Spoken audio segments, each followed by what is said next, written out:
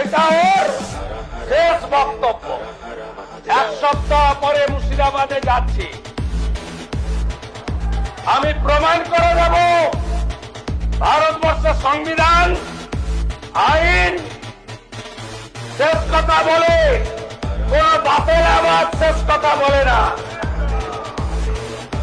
আপনাকে সংযত হওয়ার, সতর্ক হওয়ার, এই ধরনের কথা প্রত্যাহার করার এবং ভবিষ্যতে এই ধরনের কথা বলার আগে 25 বার ভাবার হুঁশিয়ারি দিয়ে আমি সবাকে আশ্বস্ত করছি।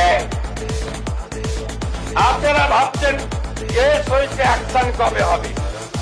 যারা ওকে ডেকেছিল ওই সভাতে তাদেরকে আগে তুলব, তারপরে আপনার কাছে যাব। যা করার করব আমি আশ্বস্ত করছি আপনাদের। আপনি ধরে রাখুন, এটা ওর শেষ বক্তব্য, ধরে রাখতে পারেন। এই সরকার আইনের শাসন প্রতিষ্ঠা করবে, গুন্ডাদের শাসন সমাপ্ত করবে, নিশ্চিন্ত থাকুন।